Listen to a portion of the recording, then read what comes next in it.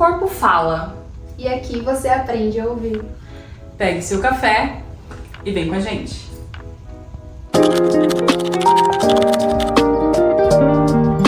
E considerando a Semana da Mulher, o episódio de hoje ele é muito especial, porque é sobre menopausa, que é uma fase muito característica da vida de uma mulher. Mas antes de falar o que é menopausa e qual o impacto disso na sua saúde, a gente precisa entender sobre o climatério, que é uma fase caracterizada pela fase reprodutiva da fase não reprodutiva na vida das mulheres. E a menopausa é uma das 3 fases dentro desse período. E toda essa mudança hormonal não acontece apenas no útero e nos ovários, acontece no corpo todo. Por isso, a Wandra vai começar contextualizando pra gente como é que o cérebro participa disso. E o que eu acho mais curioso nisso tudo é que quando a gente fala em menopausa, a primeira coisa que vem, em mente é daqui até aqui e acabou. Sistema ginecológico e ponto final, sistema reprodutor. Mas o cérebro também sofre muito durante essa transição, ele sente muito durante essa transição. Por quê? Porque o estrogênio ele não atua apenas no sistema reprodutor, ele também está relacionado, ele também atua, aliás, em várias áreas a nível cerebral, principalmente ligadas ao humor, ligado à memória, à atenção e à regulação do humor. E falando em atenção, tem algo que as mulheres relatam muito, que a gente chama de névoa mental. Ou seja, refere uma dificuldade de concentração, de buscar palavras no meio da conversa que antes eram naturais e agora tem um pouquinho mais de dificuldade para lembrar. Enfim, multitarefas, execução de multitarefas acaba ficando um pouquinho mais difícil.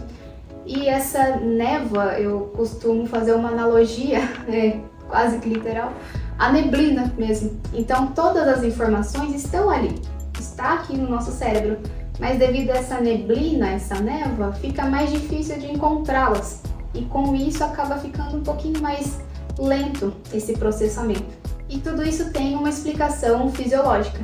Com a queda do estrogênio, uma região que é muito importante para a memória no nosso cérebro, que é o hipocampo, ele acaba ficando mais vulnerável.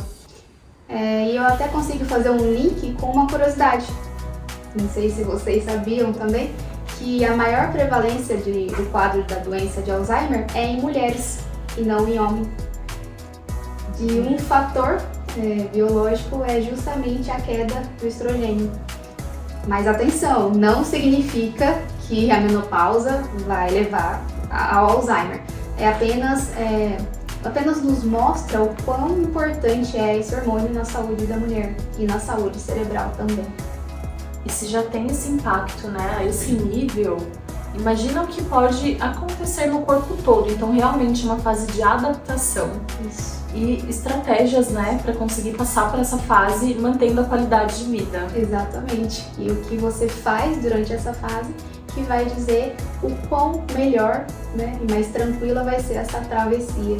Então, além da boa alimentação, da atividade física, que a Dai vai desbravar um pouquinho mais adiante, eu vou trazer aqui 2 informações necessárias para tomar atenção durante esse processo. A primeira é o sono.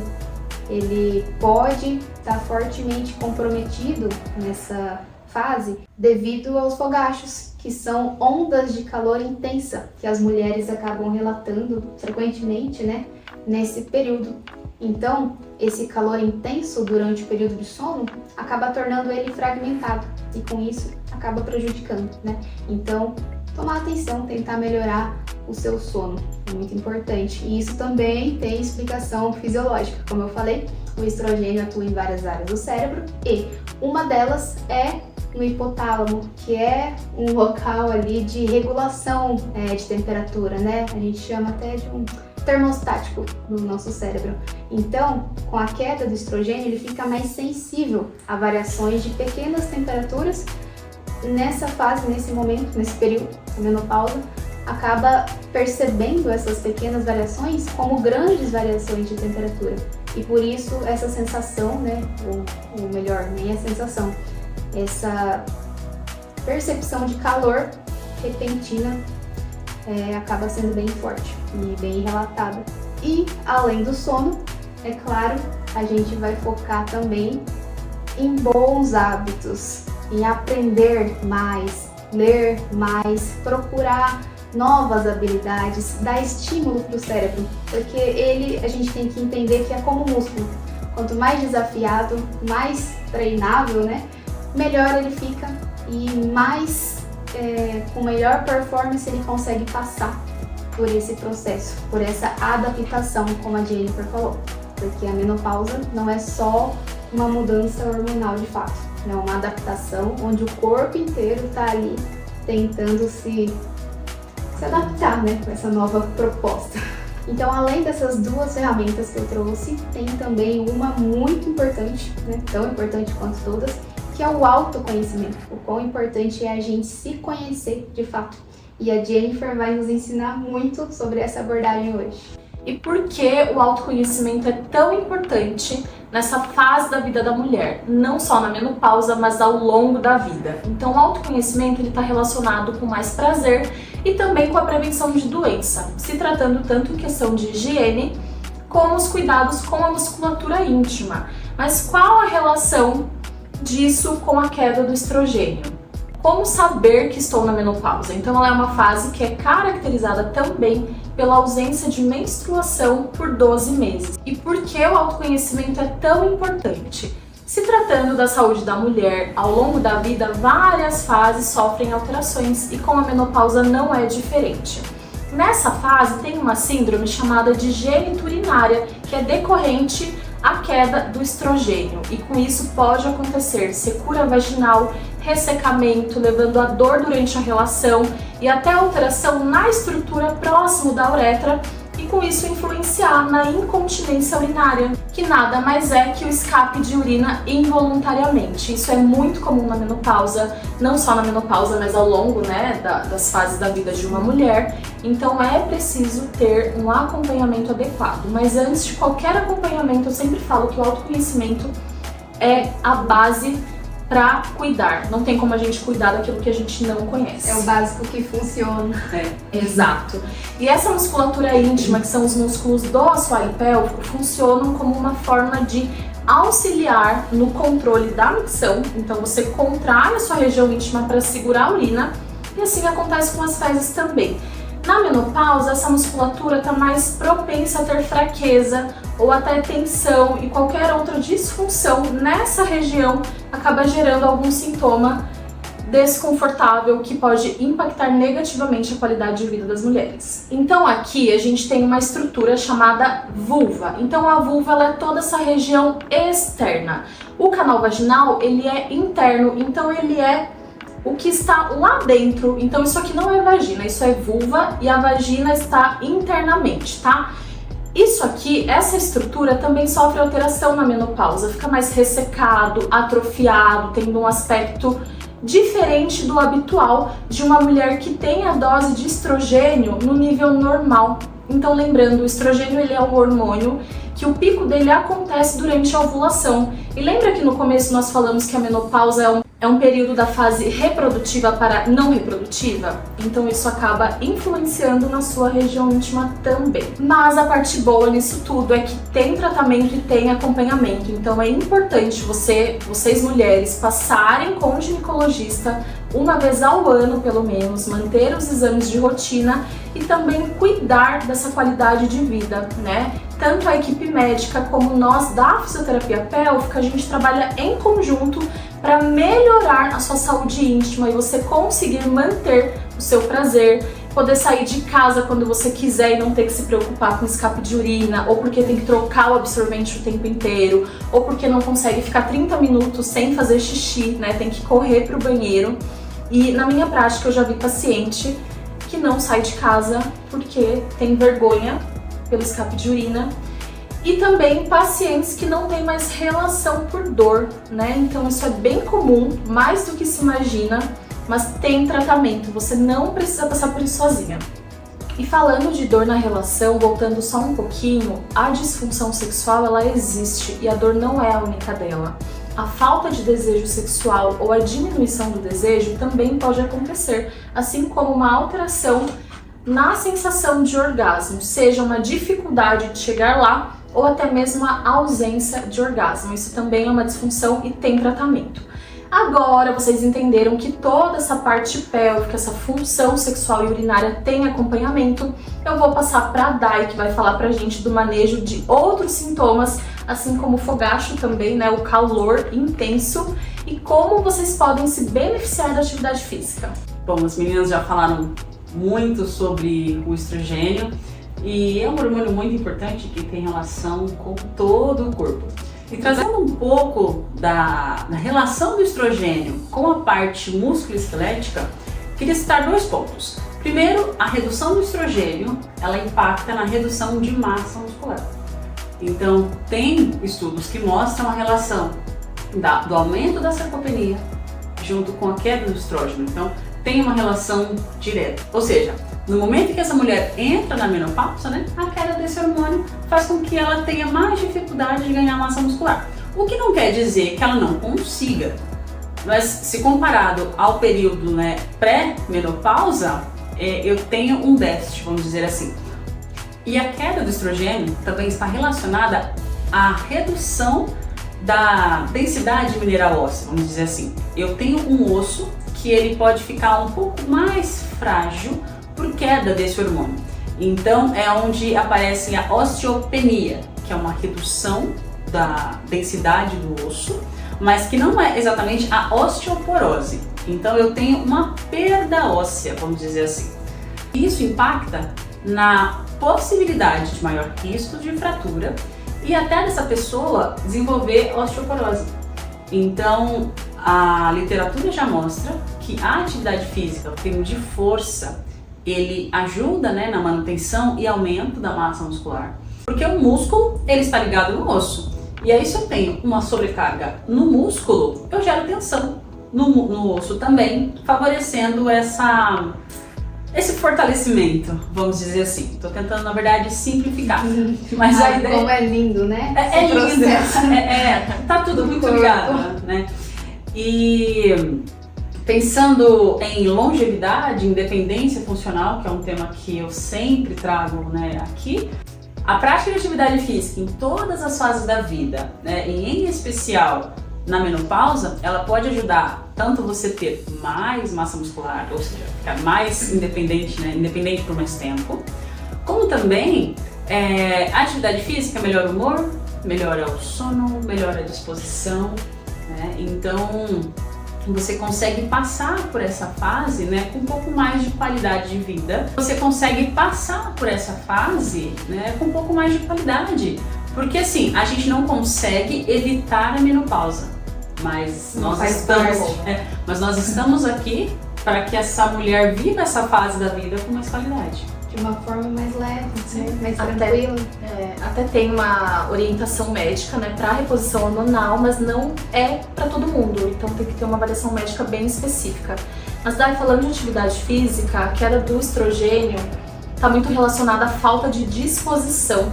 E você que trabalha muito, né, com idosos e com pessoas no geral e tem essa coisa muito forte com atividade física, como é que você traria para orientar tantas mulheres que não têm vontade de treinar, se você tem alguma técnica que você usa, que você orienta? É uma excelente pergunta, né? Desafiadora. Eu acho que desafiadora. É um desafio. Muitas coisas pra gente pensar. Primeiro, como você falou, a questão da avaliação médica, e aí essa mulher vê se há necessidade de reposição, né? O médico vai avaliar toda essa parte clínica dessa paciente. E aí, assim, excluindo outras coisas, ou ajustando tudo que é necessário, né? Ajustou tudo e ainda assim, nossa, eu realmente não vou. É um desânimo, é uma queda de energia, né? O que eu uso? É o colocar na agenda, sabe? Tem até um livro muito interessante chamado O Poder do Hábito, que ele traz, né, sobre isso. E às vezes é difícil você mudar o hábito, né? Muitas pessoas passaram uma vida inteira sem atividade física, né? Hoje a gente fala muito, mas, sei lá, 20 anos atrás não era tão comum, né? O assunto não se falava tanto sobre isso. começar, né, incluir um novo hábito na rotina é difícil, mas assim, o que funciona pra mim? O horário que funciona melhor é de manhã.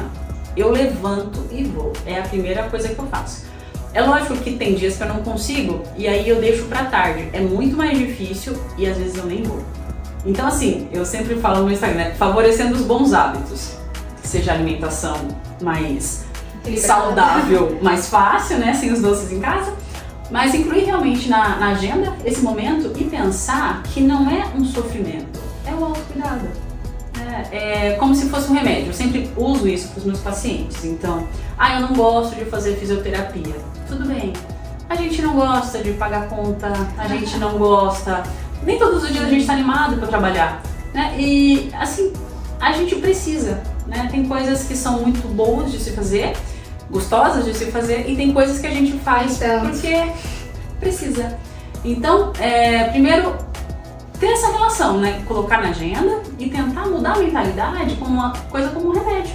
Porque tem pessoas que tomam remédio a vida inteira, né? E se o exercício é o nosso novo remédio, ele ajuda em tantas coisas, porque eu não vou fazer? Seja meia hora, né?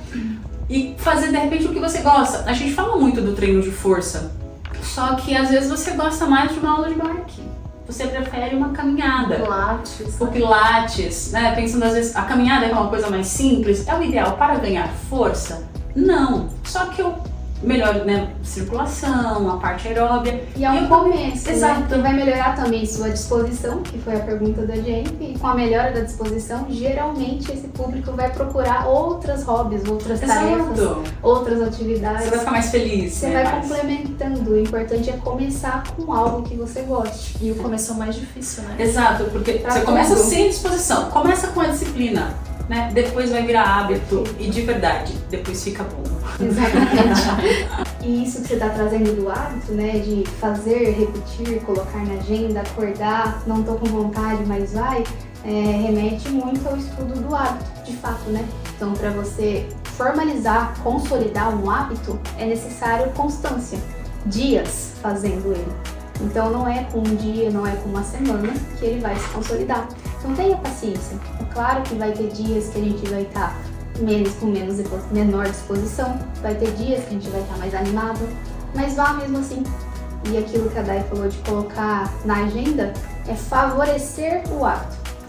Eu não gosto muito de tomar água e aí tô no trabalho, tô na correria, não tenho uma água por perto. Então favoreça esse hábito. Anda com uma garrafa de água.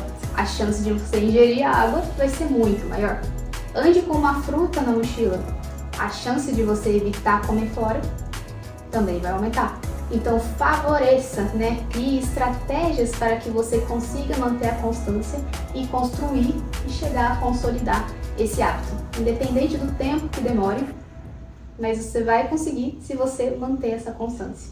E o que a Dai falou também de acompanhamento médico, né? Eliminar outras coisas antes de poder começar de fato, vale reforçar que o acompanhamento médico para realmente eliminar fatores é necessário, porque pela idade, às vezes, como a Jennifer falou, a mulher acaba demorando procurar ajuda. Então, quando ela vai procurar ajuda ou vai tentar começar, ela pode já ter adquirido um quadro de ansiedade, pode já ter adquirido um quadro de depressão, e só começar para ela é muito mais difícil do que para alguém que não tem esse quadro.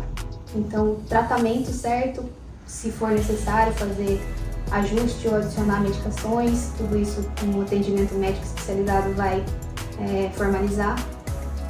Busque ajuda, procure ajuda, e como a Jennifer Dai falou, você não está sozinho. A informação está em todo canto e aqui o nosso objetivo é comunicar, informar e não cobrar. Apenas sinalizar que você pode começar e deve, e não precisa começar sozinho.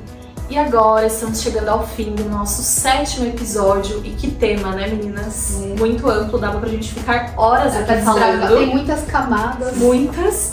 E vamos finalizar o episódio com o nosso top 3 dicas. E a dica número 1 é: fortaleça sua musculatura íntima. Então os músculos do assoalho pélvico, eles também precisam de exercício, como a sua musculatura do braço. Então procurem um fisioterapeuta especializado em saúde da mulher ou em saúde pélvica E comece já, porque nunca é tarde. Dica número 2. Se olhe com mais carinho. Você é a pessoa mais importante da sua vida. Dica número 3. Bom, já estamos aí em março, logo em abril. E a minha dica é uma pergunta. Já fez sua consulta do ano? Os exames de rotina? Se esse conteúdo fez sentido para você, encaminha para uma mulher que você conhece que precisa saber disso. Entre músculos, neurônios e hormônios, a gente se vê no próximo episódio.